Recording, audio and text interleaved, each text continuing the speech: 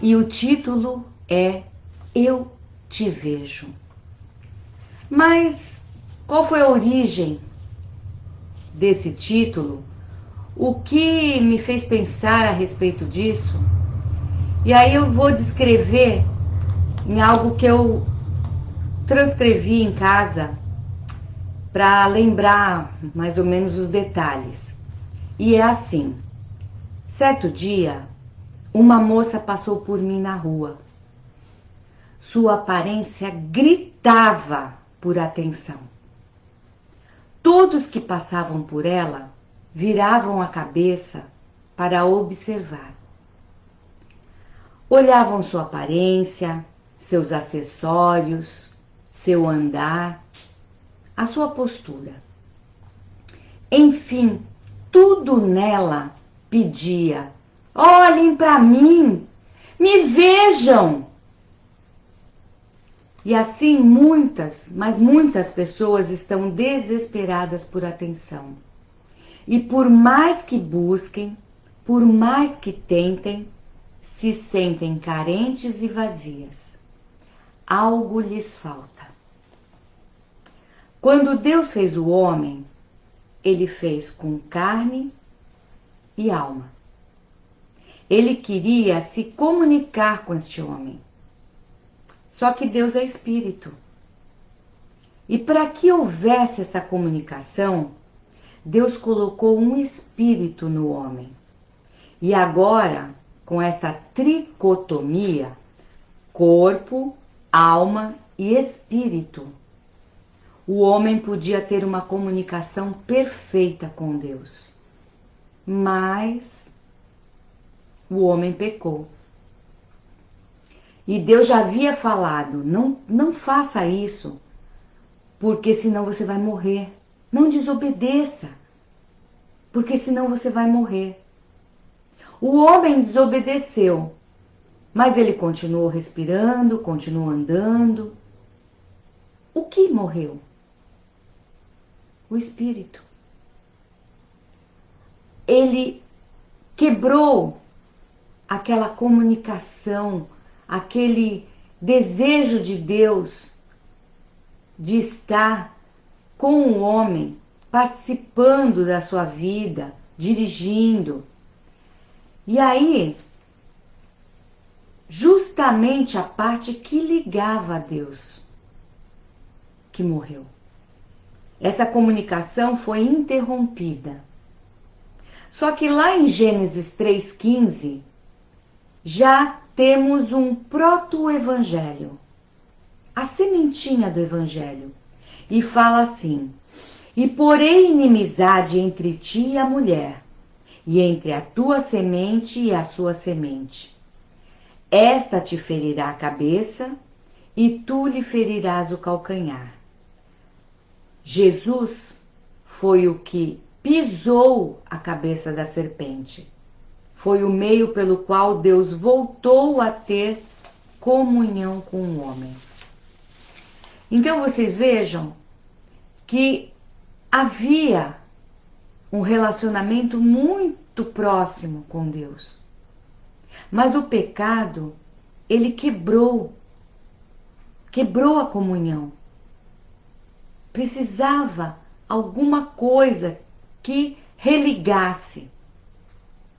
O homem por si só não conseguia, por mais que ele tentasse. E aí, eu também descrevi, pensando, analisando aquela moça, aquela situação, gritando por atenção, sendo uma caricatura para que as pessoas olhassem para ela. O que a gente percebe ali é um vazio.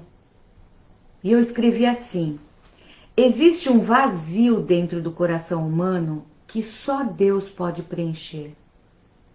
Ele nos observa, vê nossas dificuldades, fraquezas e limitações. E por estes motivos foi que ele enviou Jesus. como nosso Redentor, nosso Salvador, aquele que iria religar o homem com Deus. E depois vem o Espírito Santo, que é Consolador. Então nós temos agora tudo o que é necessário para nos aproximarmos de Deus.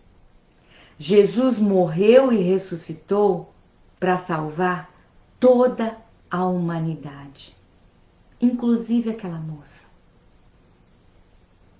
Aquela moça tão carente, demonstrando nas suas atitudes aquele vazio, aquele buraco dentro do peito, aquele desejo de ser amada, de ser olhada, de ter alguém para perguntar: o que você precisa? Posso te ajudar? Você quer um ombro? Chora aqui. Eu vou estar junto de você. E tudo isso a gente encontra em Deus. A gente encontra mensagens neste Evangelho, nesta Bíblia, que relata o amor de Deus por nós. Porque do começo ao fim, a Bíblia, como já foi descrita, ela tem um fio de sangue, do começo ao fim, do sangue de Jesus.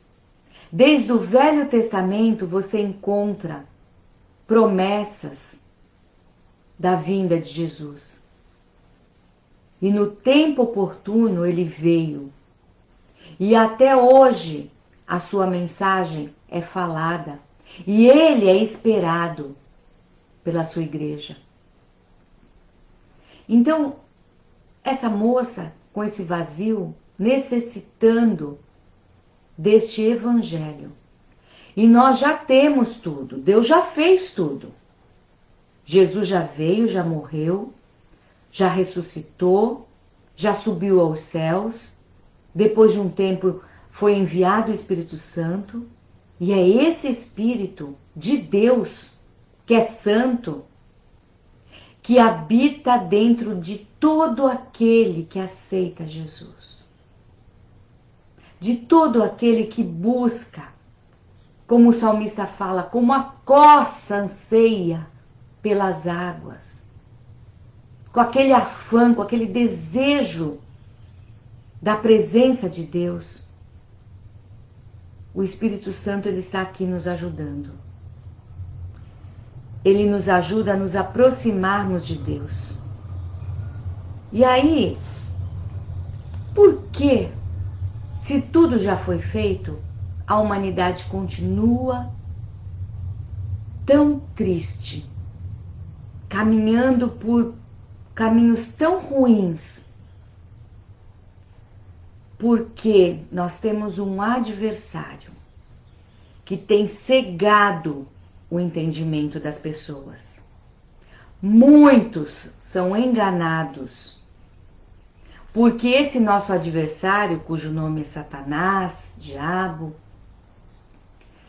ele está dizendo por aí: Deus é amor, venham do jeito que vocês estão, fiquem do jeito que vocês estão, porque no final vai dar tudo certo. Afinal, Deus é amor. Mentira! Engano! Cegueira!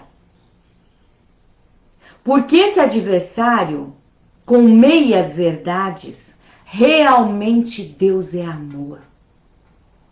Só que ele omite que Deus é justiça e juízo.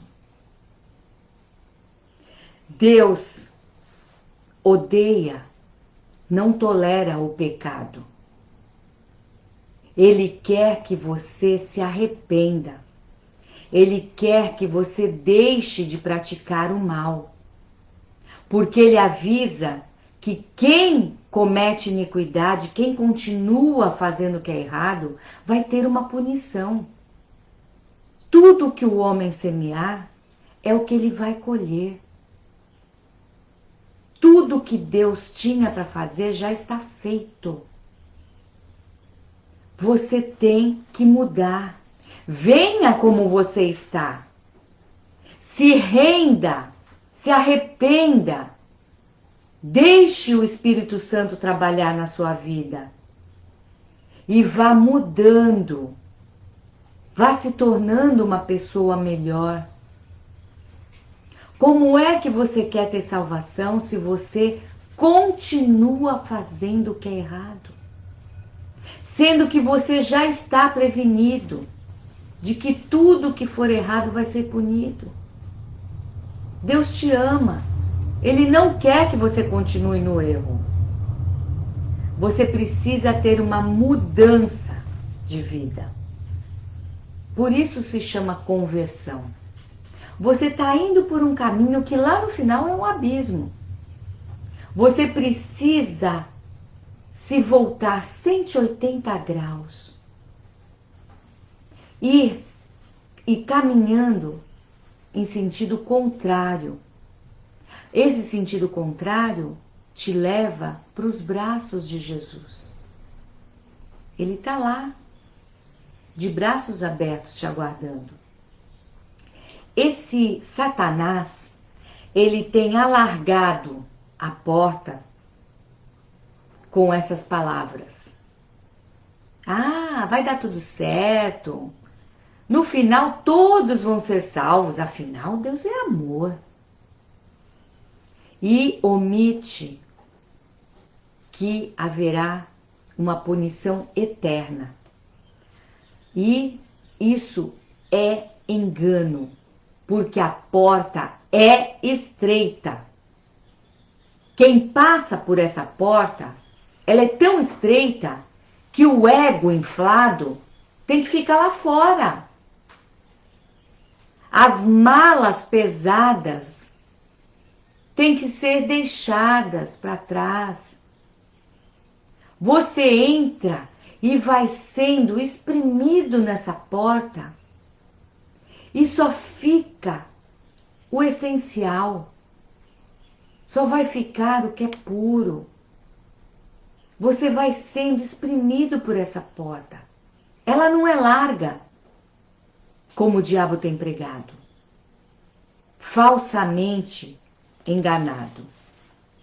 Então você precisa se humilhar perante o poderoso Deus. Adorar esse Deus. E para você adorar, você precisa conhecer. E para conhecer, você tem essa Bíblia que revela Deus para nós. E aí você tem que reconhecer a necessidade de orientação e cuidado que só Deus pode te dar. E aí, vamos ler lá em Mateus 7, versículo 13. Olha o que diz. Entrai pela porta estreita, porque larga é a porta, espaçoso o caminho que conduz à perdição, e muitos são os que entram por ela.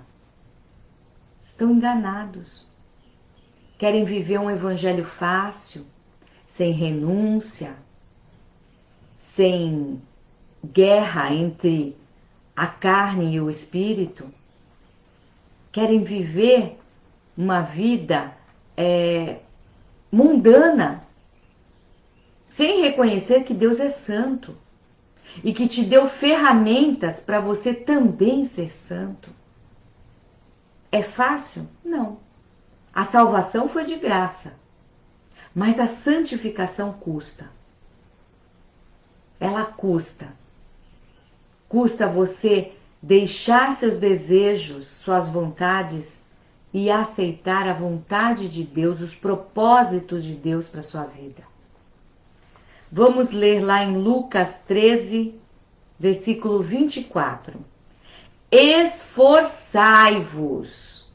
Eu gosto de ler os dois, estão falando do mesmo assunto. Mas Lucas fala, esforçai-vos para entrar pela porta estreita. Porque eu vos digo que muitos procurarão entrar e não poderão. Então, exige esforço. Muitos querem. Muitos, quando ouvem o Evangelho, são como aquela sementinha que recebe alegre a mensagem. Mas aí, quando vê que tem que se esforçar, elas morrem. Morrem no meio do caminho do crescimento. Não se esforçam. Querem entrar. Aqui está falando, muitos procurarão entrar e não poderão. Vamos ler Romanos 1, versículo 25. Pois estes mudaram a verdade de Deus em mentira, e honraram e serviram mais a criatura do que o Criador, que é bendito eternamente. Amém. Muitos têm mudado a verdade de Deus. Falam meias verdades, omitem o mais importante. Eles honram qualquer coisa, menos Deus. Honram seus líderes, honram governos, poderes, dinheiro, posições, mas não honram a Deus. Então, precisamos estar alerta, porque a verdade de Deus, ela é uma só. Não tem meias verdades. Ou é ou não é. O que procede disso é maligno. João 8, versículo 44, na sua parte B. Quando ele, o diabo, profere mentira, fala do que lhe é próprio, porque é mentiroso e pai da mentira. O diabo, ele é enganador e ele engana com uma sutileza. Muitas pessoas são seduzidas por aquela mensagem doce. Ai, o amor, ai, o amor. É como uma mãe que é orientada a não corrigir seu filho. Só que correção também é amor. Você não querer que seu filho continue errado, ainda está numa idade de ser corrigido. Quando você não faz isso, isso não é amor. É um falso amor colocado pelo diabo. Não, tadinha da criança. Você conversa, você fala, mas quando a criança não entende, ela precisa ser castigada.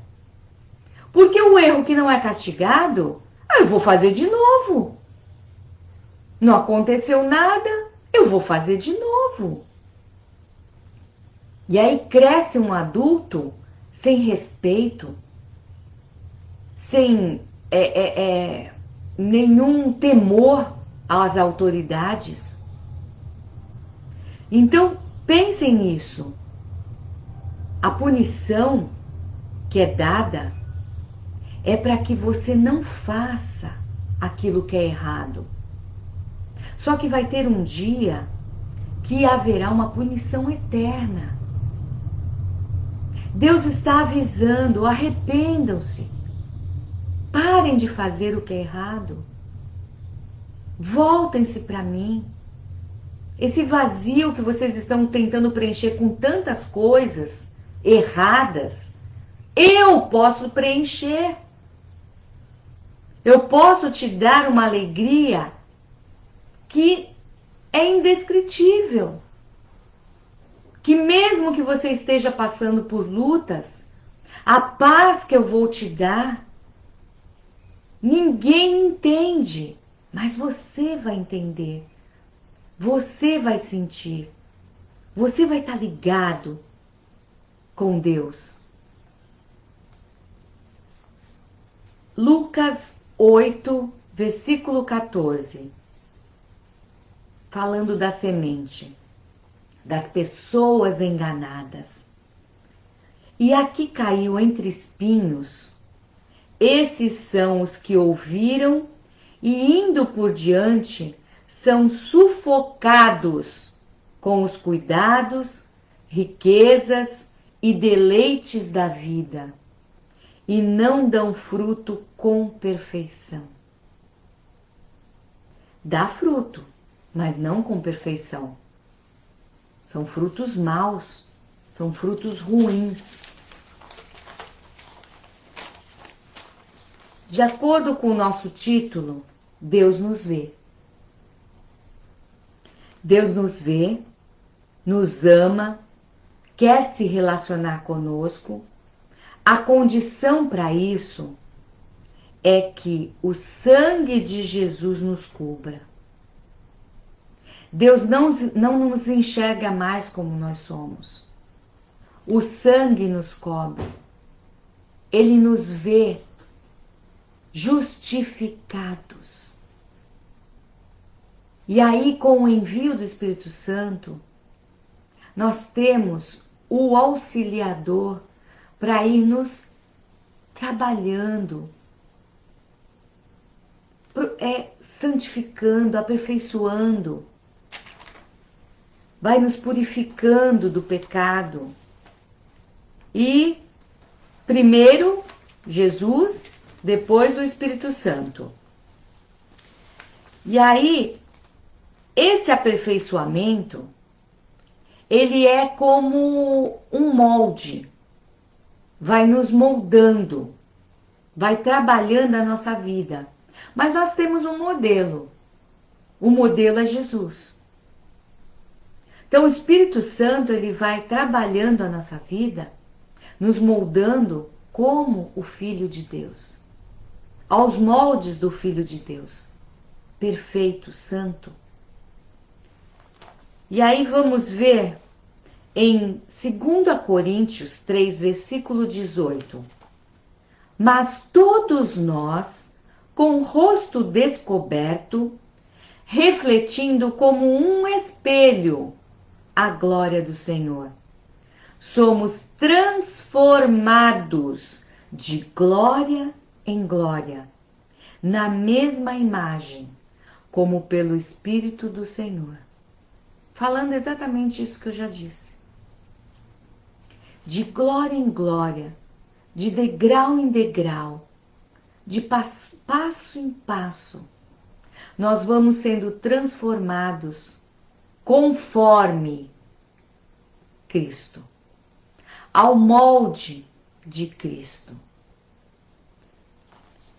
E Salmos 33, do versículo 13 ao 14, vem corroborar o título da nossa mensagem, que fala, eu te vejo.